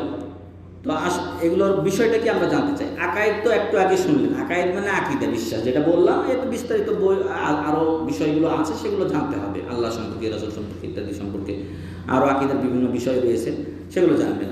আর ফিকহ হচ্ছে ইসলামী মূল 2টি গ্রন্থ, কোরআন এবং হাদিস বুঝে সেখান থেকে যে বুঝটা আসে। ফিকহ শব্দের অর্থ হলো বুঝ। তো কোরআন হাদিস এর আয়াত এবং কোরআনের আয়াত এবং হাদিস থেকে আপনি যেটা বুঝলেন সেটাই হলো ফিকহ, এবং সেটা হতে হবে সালফে সালেহিনের মানহাজ বা নীতিতে। আমাদের পূর্বের লোকেরা, সাহাবায়ে রাসূল সাল্লাল্লাহু আলাইহি ওয়াসাল্লাম, সাহাবায়ে কেরাম, তাবিঈন, তাবিঈন, তারা কিভাবে বুঝেছেন সেই বুঝ অনুযায়ী আমাদেরকে সেটা কি করতে হবে? মেনে চলতে হবে। তাসাউফ যেটা হচ্ছে, এটা হলো সুফিবাদ। সুফিবাদের ব্যাপারে আমার একটা পুস্তিকাও আছে এবং আপনারা অনলাইনে অনেক লম্বা আলোচনা পাবেন। আমাদের দেশে পীর ফকির, ওলিয়া উলিয়া যেগুলো চলছে, এগুলো সবই সুফিবাদ। আর এদের আকীদা হলো মহান রব্বুল আলামিন এই দুনিয়াটা গাউস কুতুব আবদাদের হাতে ছেড়ে দিয়েছেন। কাদের হাতে? গাউস কুতুব আবদাদ। ঠিক আছে, একটার থেকে আরেকটা বড়, ওই সিরিয়ালটা আমার মনে নাই, তবে এরাই দুনিয়া নিয়ন্ত্রণ করছে। কুতুব হলো মনে হয় পৃথিবীতে 4 কোনায় 4টা কুতুব না কি আছে, এরকম ওদের আকীদা আছে। তো ওরাই দুনিয়াটা ধরে আছে। তাহলে আল্লাহ কি করছেন? এই জন্য ওদের ওলিয়া উলিয়াদের মক্কাতে হজ করতে আসতে হয় না, মক্কায় নাকি তাদের কাছে চলে যায়, নাউজুবিল্লাহ। আজগুবি কিসসা কাহিনী অনলাইনে যেগুলো পাচ্ছেন এগুলো হলো সুফিবাদেরই সার নির্যাস, এবং সুফিবাদ এর থেকে ইসলাম সম্পূর্ণ মুক্ত। আমার স্বল্প সময় আমি এগুলো বলে শেষ করতে পারবো না। ডক্টর গালেব আলী এওয়াজি মদিনা বিশ্ববিদ্যালয়ের আকিদা বিভাগের শিক্ষক, উনি একটা বই লিখেছেন যে বর্তমান সমসাময়িক দল যেগুলো ইসলামের সাথে নিজেদেরকে সম্পৃক্ত করে কিন্তু ইসলাম থেকে তারা সম্পূর্ণ মুক্ত, ইসলামের সাথে তাদের কোনো সম্পর্ক নাই, তার মধ্যে সুফিবাদ একটা। এগুলো থেকে আল্লাহ আমাদের হেফাজত করুন, আল্লাহ আমিন। জি, আপনার প্রশ্ন আমাকে দেন, আমি ডাইরেক্ট বলি।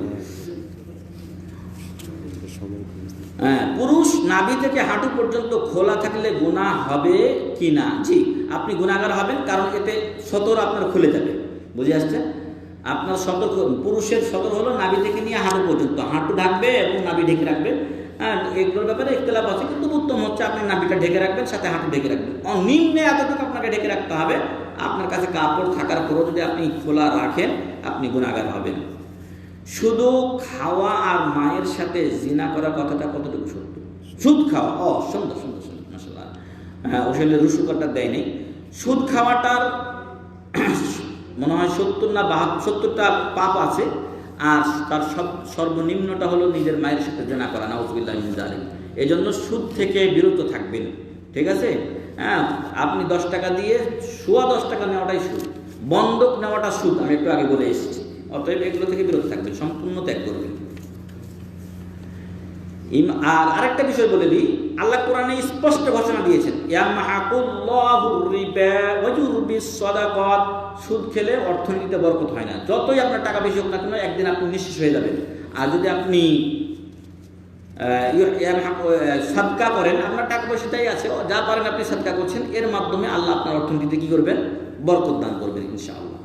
ইমাম যখন সূরা পড়ে তখন মুসাল্লি সূরা পড়ার প্রয়োজন আছে কি? সম্মানিত ভাই, একই প্রশ্ন রাসূল সাল্লাল্লাহু আলাইহি ওয়াসাল্লামকে সাহাবায়ে কেরাম করেছিলেন। হ্যাঁ, যে রাসূল সাল্লাল্লাহু আলাইহি ওয়াসাল্লাম একদিন নামাজের পরে বললেন, তোমরা আমার পিছনে কিছু পড়ো কি? কয় হ্যাঁ, আপনি যা পড়েন আমরা সাথেই পড়ি, মানে সূরা মিলাই, সূরা ফাতিহা পড়ে, অন্য সূরাও মিলাই। রাসূল সাল্লাল্লাহু আলাইহি ওয়াসাল্লাম বললেন, লা তাফআলু ইল্লা বিফাতিহাতিল কিতাব, তোমরা সূরা ফাতিহা ছাড়া অন্য কিছু মিলাইও না, ঠিক আছে? লা তাফআলু ইল্লা বিফাতিহাতিল কিতাব, সূরা ফাতিহা ছাড়া অন্য কিছু পড়বে না। আর আরেক হাদিসে রাসূল সাল্লাল্লাহু আলাইহি ওয়াসাল্লাম বলছেন, লা সালাতা লিমান লাম ইয়াকরা বিফাতিহাতিল কিতাব, যে সূরা ফাতিহা পড়ে না তার নামাজ হয় না। লা সালাতা, লামটাকে বলা হয় লাইনাতুল জিন্স, অর্থাৎ নামাজ, কোনো নামাজ নাই, ইল্লা লা সালাতা লিমান লাম ইয়াকরা বিফাতিহা, যে সূরা ফাতিহা পড়ে না তার কোনো নামাজ হয়। এইজন্য জানাজার নামাজেও সৌদিরা কি করে? সূরা ফাতিহা পড়ে। আমাদের দেশে পড়ে না। আমাদের দেশে ইমামের পিছনে মুক্তাদি সূরা ফাতিহা পড়ে না। দলিল হিসেবে একটা আছে যে কেরাতুল ইমামে কেরাতুল লাহু, ইমামের কেরাতি মুক্তাদির কেরাত, কিন্তু হাদিসটা যায়িফ, দুর্বল, আমলযোগ্য নয়। এদেশের সর্বোচ্চ উলামা পরিষদে মেলা সদস্য আছে, 10, 15, 20 জন, আরো কতজন সদস্য আছে। তাদেরকে প্রশ্ন করা হলে তারা বলেছিলেন সূরা ফাতিহা, হাম্বলি মাযহাব কি বলে জানেন? তারা বলেছিলেন সূরা ফাতিহা ছাড়া নামাজ হবে না। আর হাম্বলি মাযহাব বলে জোরের কেরাতে না পড়লেও চলবে। কিন্তু ওদেরকে যখন জিজ্ঞাসা করা হয়েছে, ওরা তো হাম্বলি মাযহাব অনুসারী, কিন্তু সঠিক মাসলাটা দিয়েছে যে জোরের কেরাতেও পিছনে না সূরা ফাতিহা পড়তে হবে। এই জন্য হাম্বলি মাযহাবটা ভালো লাগে আমাকে, যে সত্যটা ওরা মেনে নেয়। আর আমাদের দেশে আসলে অত ওরকম বড় আলেম নাই। এই দেশের বড় আলেমদের সাথে আমরা চলাফেরা করে দেখেছি, আমরা ওদের ছাত্র। আর আমরা আমাদের দেশে আলহামদুলিল্লাহ আশা করি কি ছোটোখাটো হলেও কিছু আলেম। তো আমাদের দেশের যারা এই মাঠ গরম করে চলেছে, তারা এই দেশের আলেমের কাছে তুলনায় হয় না। মোহাম্মদ বেল্লাল হোসেন ভাই প্রশ্ন করেছেন, আমাদের নবী মারা গেছেন না জীবিত আছেন? কবরে কোন মানুষকে রাখা হয় ভাই? জীবিত লোককে না মরা লোককে? মৃত লোককে কবরে রাখা হয়, কিন্তু আমাদের দেশের লোকেরা রসুলের হায়াতে বিশ্বাস করে। কবরে যারা আছে ওরা কি মরা আছে না জিন্দা আছে বলেন তো? সবাই জীবিত আছে, দুনিয়া থেকে মরে গেছে, হায়াত চেঞ্জ হয়ে গেছে, কিন্তু কবরে কি আছেন? জিন্দা আছেন। কারো আযাব হচ্ছে, কেউ সুখী আছে। কারো আযাব হয়, কারো সুখ হয়। কবর হয় একটা জান্নাতের টুকরা, না হয় একটা জাহান্নামের টুকরা, নাউযুবিল্লাহ। আল্লাহ যেন আমাদেরকে জান্নাতের টুকরা বানিয়ে দেন, আল্লাহুম্মা আমিন। তো রাসূল সাল্লাল্লাহু আলাইহি সাল্লাম দুনিয়া থেকে বিদায় নিয়েছেন, মানে দুনিয়া থেকে উনি মারা গেছেন। এই মরা কথাটা বলতে চাই না আমাদের দেশের লোকেরা, যে না রাসূল মারা যায়নি। তো মারা যায়নি তো কেন তাকে কবরে রাখা হলো? আজকে কি রাসূল সাল্লাল্লাহু আলাইহি সাল্লামের দরকার নাই ভাই? তো কেন রাসূল কিছু বলছেন না? তো আসলে এগুলো সব ভ্রান্ত আকিদা। ওই যে সুফিবাদ বলছিলাম ওটারই আকিদা যে রসুল জীবিত, রসুল সাল্লাম মারা গেছেন। আমি একটু আগে বলে এসেছি 63 বছর বয়সে উনি মারা গেছেন, ঠিক আছে? তো রসুল সাল্লাম মারা গেছেন, উনি জীবিত নেই। রসুল সাল্লাম ফাতেমা রাদিয়াল্লাহু আনহার কানে কানে কিছু বললেন, ফাতেমা রাদিয়াল্লাহু আনহা কাঁদতে লাগলেন। মানে তাকে বললেন যে আল্লাহ তাআলা আমাকে ডেকেছে, হ্যাঁ, দুনিয়াতে থাকার এবং আল্লাহর কাছে যাওয়ার মধ্যে আমাকে ইখতিয়ার দিয়েছে, তো আমি আল্লাহর কাছে যেতে চেয়েছি, মানে আমি মারা যাবো এটা নিশ্চিত। তখন উনি কাঁদতে লাগলেন। একটু পরে আবার কানে কানে কি যেন বললেন, উনি হাসতে লাগলেন। আয়েশা রাদিয়াল্লাহু আনহা তাকে জিজ্ঞাসা করলেন, তো বলেননি। পরে বলেছিলেন যে রাসূল সাল্লাল্লাহু আলাইহি ওয়াসাল্লাম আমাকে বললেন যে আমার পরে আমার পরিবারের সর্বপ্রথম যে লোকটা আমার সাথে মিলিত হবে সে হলো তুমি, ফাতেমা রাদিয়াল্লাহু আনহা। তো ফাতেমা রাদিয়াল্লাহু আনহা মারা গেছেন কিনা তার ব্যাপারে তো তারা হায়াত বলে না। তো ফাতেমা রাদিয়াল্লাহু আনহা মারা গেছেন, নবীও মারা গেছেন, হাসানও মারা গেছেন, হুসাইনও মারা গেছেন, আবু বকর, ওমর, ওসমান, আলী সবাই মারা গেছে। দুনিয়ার জিন্দেগি শেষ হয়ে গেছে। মানুষের মরণ কয়বার হবে? একবার মরণ হবে, দুনিয়া থেকে বিদায়। পরকালে আর কোনো মরণ নেই। কবরে আপনার রূপ ফিরিয়ে দেওয়া হবে, প্রশ্নের উত্তর মান রব্বুকা, মান নাবিয়ুকা, মা দীনুকা। এই তিনটা বলে আসলাম না আমরা, তোমার রবকে, তোমার নবীকে, তোমার দিন কি। এই প্রশ্নগুলি যদি আমল করে থাকেন দুনিয়াতে, কবরে প্রশ্ন হবে, উত্তর দিতে পারবেন, জান্নাতের সাথে সংযোগ হবে। আর যে উত্তর দিতে পারবে না, জাহান্নামের আযাব এখান থেকে কি হবে? শুরু হয়ে যাবে। নাউযুবিল্লাহি মিন যালিক। তো রাসূল সাল্লাল্লাহু আলাইহি ওয়াসাল্লাম মারা গেছেন, উনি জীবিত নন। ইসলামের জন্য যারা শহীদ হয়েছে তারা জীবিত না, মুর্দা। আসলে যে জীবিতের কথা আল্লাহ তাআলা বলেছেন সেই জীবনটা হচ্ছে পরকালীন জীবন। তারা দুনিয়াবী জীবনে বেঁচে আছেন এটা নয়। যারা মারা গেছেন, শহীদ হয়েছেন, কিন্তু দুনিয়ার জিন্দেগি তার কি হয়েছে? খতম হয়ে গেছে। তার মানে দুনিয়া থেকে তারা বিদায় নিয়েছেন। আল্লাহ তাআলা বলছেন যে ওই মৃত্যুকে অন্য মৃত্যুর সাথে তোমরা তুলনা করিও না। সাধারণ মওত আর শহীদের মৃত্যু কি এক হতে পারে? না, এক হতে পারে না। কবর জিয়ারত কি জায়েজ? যে সময় তো ভাই কবর জিয়ারত জায়েজ, তবে দুটো উদ্দেশ্যে। কয়টা উদ্দেশ্য? দুটো। এক, কবরস্থ ব্যক্তির জন্য দোয়া করবেন। দুই, আপনি কবর দেখে পরকালে স্মরণ করবেন। কবর দেখে কি করবেন? পরকালকে স্মরণ করবেন যে এই কবরে একদিন আমাকেও আসতে হবে। এরপর ভাই প্রশ্ন করেছেন আমাদের বাংলাদেশের, জি জি ওরে ভাই এতগুলো করলে কেমন হবে? তরিকা কোথায় থেকে এসেছে? তরিকা এটা সুফিবাদ থেকে এসেছে।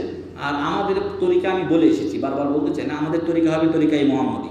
তরিকায়ে মুহাম্মদী, মুহাম্মদ সাল্লাল্লাহু আলাইহি ওয়াসাল্লামের তরিকায় চলবেন। কিয়ামতের দিন যদি বলেন আবু হানিফা, শাফি, মালিক, হাম্বলি, তারপরে সোহরাওয়ার্দী, নকশবন্দিয়া, চিশতিয়া, কাদেরিয়া, একটাও গ্রহণ হবে না। পরকালে গ্রহণ হবে যে একটা আগে কবরের প্রশ্ন বললাম, কে? মান রব্বুকা, মান নাবিয়ুকা, মা দীনুকা। মুহাম্মদ সাল্লাল্লাহু আলাইহি ওয়াসাল্লামের তরিকা মানলে নাজাত পাবেন, না হলে নেই। আচ্ছা, মানাটা কি, না মানাটা কি? ওই তরিকা একটা, এটা উত্তরে চলে এসেছে যে তরিকা মানাটা কি। যদি তরিকা মানেন, এটা সুফিবাদ ইসলাম থেকে বহির্ভূত আলাদা দল। যদিও ইসলামী লেবাস তাদের গায়ে লাগা আছে, কিন্তু তার চরম যেই উঁচু পর্যায়ের স্থান ফানাফিল্লা হয়ে যায়। ফানাফিল্লা হয়ে গেলে আর কি লাগে না? ইবাদত লাগে না, বাতিল আকিদা। আকাশে ছিল আহাদ, দুনিয়াতে আসলো কি হয়ে গেল? আহমদ।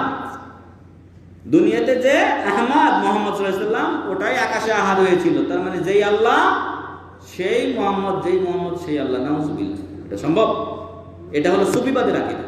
সুফিবাদের চরম আকিদা হলো যখন সে উপরে চলে যায় তখন তার ইবাদত বন্দেগী আর লাগে না।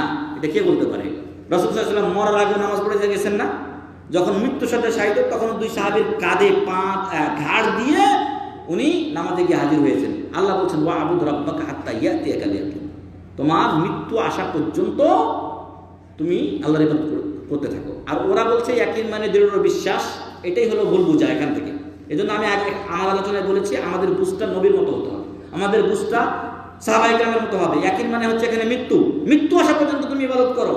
আর এরা বলছে না, দৃঢ় বিশ্বাস হয়ে গেছে আল্লাহ আমার রব, নবী আমার মুহাম্মদ সাল্লাল্লাহু আলাইহি ওয়াসাল্লাম, আমার দ্বীন ইসলাম, বাস এখন আমার ইবাদত কি হয়ে গেছে? মওকুফ। আর ইবাদত দরকার নেই। এজন্য মেলাপিন নামাজ পড়ে না, মেলাপিন নামাজ পড়ে না, বা করলেও ওদের নিজস্ব তরিকায় করে। 5 ওয়াক্ত নামাজ অনেকেই পড়ে না, আছে, আপনি খোঁজ নিয়ে দেখেন। আমাদের বাংলাদেশে বিয়ের সাথে সাথে মোহরানা আদায় করে না। দয়া করে মোহরানা আদায় করার সঠিক নিয়ম বলেন। সম্মানিত ভাই, বিয়ের কয়েকটা রোকন আছে, রোকন মানে খুঁটি, ফরজ। তার মধ্যে একটা হচ্ছে স্বামী স্ত্রীর সন্তুষ্টি বা মেয়ে এবং কনে, বর কনে নির্ধারণ করা, তাদের সন্তুষ্টি, তাদের সুমত, তারপরে মোহরানা আদায় করা, আর আরেকটা হচ্ছে 3 নাম্বারটা হচ্ছে দুজন ন্যায়পরায়ণ সত্যবাদী সাক্ষী থাকা, আর মেয়ের জন্য হচ্ছে মেয়ের অভিভাবকের কি থাকা, অনুমতি থাকা। তো এগুলো ছাড়া বিয়ে হবে না। মোহরানা অবশ্যই আপনাকে আদায় করতে হবে, কি মিলিয়ে ফেলাম নাই, হ্যাঁ, মোহরানা আপনাকে অবশ্যই দিয়ে দিতে হবে, যতটুকু পারবেন আপনি ততটুকু নির্ধারণ করবেন, তবে বাকি রাখা যায় আছে যদি মেয়ের পক্ষ রাজি হয়। আপনি 1 লাখ টাকা নির্ধারণ করেছেন, 50,000 টাকা নগদ, 50,000 টাকা আপনি পরবর্তীতে দিবেন, ওরা রাজি, খালাস, ওকে, সমস্যা নেই। কিন্তু 5 লাখ টাকা বেঁধেছি, চট্টগ্রামের লোকেরা এরকম করে 10 লাখ টাকা মোহরানা ছাড়া রাজি হবে না মেয়ে বিয়ে দিতে, অথচ মেয়ে বিয়ে হয় না, বুড়ি হয়ে যাচ্ছে। ভাই 10 লাখ টাকা আমার উপরে বাদ বা ঠিক, কিন্তু আমি তো দিতেই পারবো না। এই যে একটা ডাক্তার কিছুদিন আগে আপনারা দেখেছেন কিনা, অনলাইনে অনেক কিছু টিভি ছবিতে এসেছে, বড় ডাক্তার, ওর স্ত্রীও ডাক্তার, কিন্তু ও করছে, আত্মহত্যা করেছে, কারণ তার বিশাল মোহরানা আদায় করা হয়েছে, আর মেয়েও 2 নাম্বারে চলছে, এখন না পারছে সইতে, না পারছে তালাক দিতে। কারণ কি, ওই মোহরানা গলায় ফাঁস হয়ে যাবে। এজন্য দয়া করে যুবক ভাইয়েরা যারা এখনো বিয়ে করেননি, তারা যতটুকু দিতে পারবেন, মেয়েকে ঠকাবেন না। একটা ইজ্জতের, আপনার স্ত্রীর কতটুকু মর্যাদা দিবেন ওটা আপনি নিজে জানেন। আমি এই মেয়েটাকে বিয়ে করতে চাই, আমার সামর্থ্য আছে 1 লাখ দেওয়ার, 1.5 লাখ, অনেকে কয় 20,000। আমার এক ভাগ্নি, যদি হয়তো দূরের, তার বিয়ে আসছে, কয় 25,000 টাকা দিব। ভাই এখন 25,000 টাকা দেন মোহর আছে নাকি? 25,000 টাকা এখন হাতের ময়লা, তুমি আজকে দিবে, কালকে মেয়েটাকে ছেড়ে চলে যাবে। কিন্তু তার সামর্থ্য আরো বেশি আছে, যার যতটুকু সামর্থ্য আছে সে দিবে 1 লাখ, 1.5 লাখ। আর মেয়ের বাপের অধিকার আছে যে আমি এত টাকা মোহরানা অনুযায়ী আমার মেয়েকে বিয়ে দেবো, না হলে চলবে না। তো যাই হোক, যারা বিয়ের পিঁড়িতে বসতে যাচ্ছেন বা বাকি আছেন এখনো, তারা মোহর অতটুকু নির্ধারণ করবেন যতটুকু দিতে পারবেন। এমন হতে পারে সাময়িক আপনি 1 লাখ টাকা দিলেন, 1 লাখ টাকা বাকি রাখলেন, পারবেন দিতে, বলবেন ইনশাআল্লাহ, আশা করা যায় দিবেন। আর যারা বিয়ে শাদী করেছেন, মোহরানা এখনো দেওয়া হয়নি, এটা একটা ঋণ ভাই, এটা কি একটা ঋণ। আমার স্ত্রীর মোহরানা চাইতেও আমি বেশি দিয়ে রেখেছি, ওটা ফিসাবিলিল্লাহ দিয়েছি, ওকে খুব খুশি থাকুন। তো ওইরকম আপনারা আপনাদের স্ত্রীদের সাথে যে মোহরানা বেঁধেছিলেন, দয়া করে ওটা দিয়ে দিবেন, বাকি থাকলে দিয়ে দিবেন, আর যদি দিয়ে থাকেন তো আলহামদুলিল্লাহ। এক ভাই প্রশ্ন করেছে, ইসলামী বিষয়ে ভিত্তি করা হারাম না, ভিডিও করা হারাম না হালাল, জায়েজ আছে না কি? সম্মানিত ভাই, ভিডিওর মাধ্যমে আল্লাহর সৃষ্টির মতো সৃষ্টি করার কারো ইচ্ছা থাকে না। এটা কি যে আমি আল্লাহর মতো মানুষ বানাচ্ছি? না, বরং এই ভিডিওর মাধ্যমে যদি বিশেষ করে দ্বীনি খেদমত হয়, তাহলে ভিডিও করাটা আবশ্যক। এজন্য যে আজকে আমাদের এখানে ভাই ভিডিও করছে, ওটা আমরা পরে নিয়ে যে ইউটিউবে ছেড়ে দেব, ইউটিউবের মাধ্যমে ওই আমেরিকা, স্পেন, বাংলাদেশ, ইন্ডিয়া, কোথা থেকে ভাইয়েরা আমাদের কাছে ফোন করে, তো তারা সেখান থেকে শুনবে। এতে দিনের উপকার হবে না অপকার হবে? উপকার হবে। তো উপকারী ভিডিও করা না জায়েজ নয়, তবে অশ্লীল ভিডিও আছে না, অশ্লীল ভিডিও ভালোর চাইতে মন্দ আছে, এগুলো সব হারাম। অশ্লীল ভিডিও, খারাপ ভিডিও, গান বাজনা, সিনেমা ইত্যাদি, এগুলোতে কোনো উপকার নেই। অবাধ মেলামেশা শেখায়, যার ফলে আপনার গ্রামের দিকে খেয়াল করে দেখুন, কত ছেলে মেয়ে ভালোবাসা করে আত্মহত্যা করছে, কতজন একজন আরেকজনকে নিয়ে পালিয়ে যাচ্ছে, বাবা মার মুখে চুনকালি পড়ছে না, এরকম অহরহ। আমার গ্রামেও এরকম হয়েছে, একটা বিয়ে হয়েছে তারপর আর একটার সাথে পালিয়ে গেছে। কেন? এগুলো হচ্ছে এগুলোর কুপ্রভাব, এগুলোর কি কুপ্রভাব। তো ভালো ভিডিও করা জায়েজ আছে, বরং কোনো সময় এগুলো জরুরি দরকার। আমাদের অনেক শায়েখ মাশায়েখদেরকে আমরা এখানে পাই না, কিন্তু ভিডিও করে রেখেছেন, যার ফলে অনলাইনে পাওয়া যাচ্ছে, ফলে আলোচনাটা আপনি শুনতে পাচ্ছেন। আমি মেলা আগে আসবার আলোচনা করেছিলাম, এটাও ইউটিউবে দেওয়া আছে, হাজার হাজার লোক শুনছে। আমি এখন আলোচনা করতে পারছি না, আমি কিন্তু ব্যক্তিগতভাবে কিছুটা অসুস্থ, আপনারা জানেন কি না, ভাইয়ের আবেদনে এসেছে আপনাদের টানে। তো আমি এখন ইদানিং সময়ে কোনো আলোচনা করি না। তো এই আলোচনাটাই আমি ইউটিউব থেকে নিয়ে আবার শেয়ার দিলাম, আমার মুসলিম ভাইয়েরা কি হলো, উপকৃত হলো। তো এরকম ভিডিওগুলো জরুরি, দিনী ভিডিও, জরুরি ভিডিও। আর কিছু ভিডিও আছে যেগুলো হয়তো জায়েজ হতে পারে, যেমন ইসলামী বিধিবিধান মোতাবেক আপনার বিয়ে শাদী হচ্ছে বা এরকম কোনো, এই যেরকম আমাদের অনুষ্ঠানটা হয়েছে, এগুলো না জায়েজের কাতারে পড়ে না, বৈধ কাতারে পড়ে। হ্যাঁ, আর যেগুলো ইসলাম বিরোধী যাবতীয় ভিডিও যেগুলো অনলাইনে আছে, অশ্লীলতা, বেহায়াপনা, নারী পুরুষের অবাধ মেলামেশা ইত্যাদি সব সম্বলিত, সেগুলো সম্পূর্ণ হারাম। শেষ। দুইটা প্রশ্ন আছে। নবী কি মাটির তৈরি না নূরের তৈরি? নবী কি মানুষ নাকি ফেরেশতা? এটা আমার প্রশ্ন। নবী কি মানুষ না ফেরেশতা? কারণ আল্লাহ মানুষকে মাটি দ্বারা তৈরি করেছেন আর ফেরেশতাকে নূর দ্বারা তৈরি করেছেন। এবার বলুন যে নবী মানুষ না ফেরেশতা? মানুষ।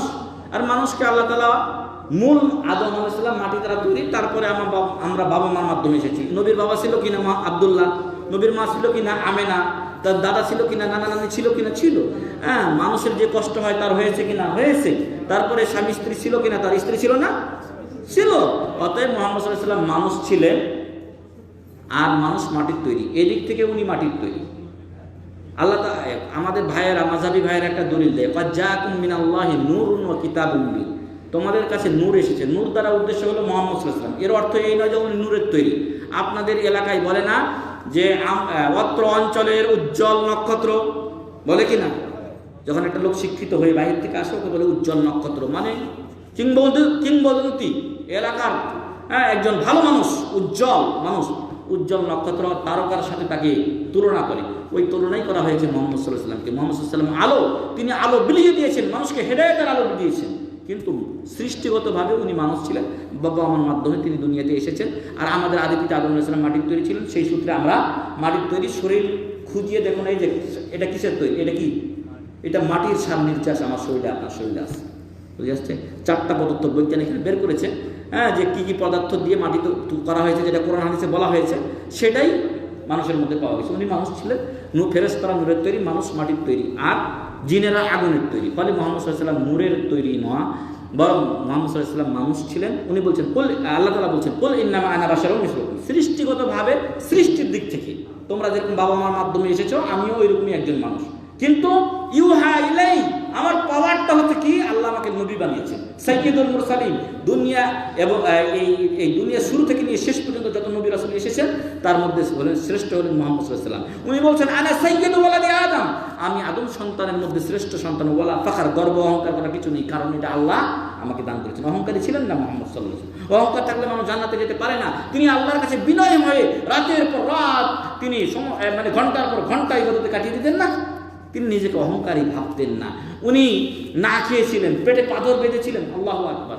মুহাম্মদ সাল্লাল্লাহু আলাইহি ওয়াসাল্লাম উনি সৃষ্টিগতভাবে আমাদের মতো মানুষ ছিলেন, কিন্তু মর্যাদাগতভাবে পৃথিবীর সমস্ত মানুষের মধ্যে তিনি শ্রেষ্ঠ মানুষ। আমাদের ভাইয়েরা রাসূল সাল্লাল্লাহু আলাইহি ওয়াসাল্লামকে মর্যাদা দিতে চায়। কীভাবে জানেন? যে উনি নূরের তৈরি, তাহলে মর্যাদাবান হলো। আরে নূরের তৈরি ফেরেশতাদেরকে দিয়ে আদম আলাইহিস সালামকে সাজদা করিয়েছেন না আল্লাহ তাআলা? তো আদমকে আল্লাহ তাআলা সম্মানিত করেছেন মাটি দিয়ে তৈরি করে, তো দরকার কি তাকে নূরের ঢুকানোর জন্য? অপব্যাখ্যার মাধ্যমে। এটাও একটা অপব্যাখ্যা।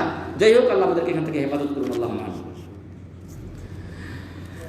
ব্যাংকে টাকা রাখলে যে টাকা লাভ আসে, সেই টাকা কি হারাম হবে? যদি এটা মুদারাবা হয়, মানে ব্যবসা করে আপনাকে লভ্যাংশ দেয়, জায়েজ। আর যদি ব্যবসা না করে সরাসরি সুদ দেয়, তাই হারাম। তবে ওই টাকাটা সুদ হিসাবে দিলেও আপনি ব্যাংকে রাখবেন না, কারণ ব্যাংকে রাখলে ওরা খেয়ে নেবে। ওই টাকাটা আপনি নিয়ে যারা খেতে পায় না ওদেরকে দিবেন, আর না হয় যে ঋণ পরিশোধ করতে পারে না তাকে দিবেন, অথবা মসজিদ মাদ্রাসায় টয়লেটের দরকার আছে, টয়লেট বানিয়ে দিবেন।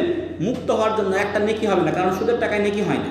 অথবা কোনো জায়গায় রাস্তা মেরামত করা দরকার, ওই মেরামতের কাজে আপনি এটা ব্যয় করতে পারবেন। বুঝে আসছে? আর যদি টাকাটা মুদারাবা হয়, ইসলামী ব্যাংকে মুদারাবা হিসাব আছে। আমাদের দেশে মন্দের ভালো ইসলামী ব্যাংকগুলো, আমাদের অর্থনৈতিক ব্যবস্থাটা সুদমুক্ত নয়।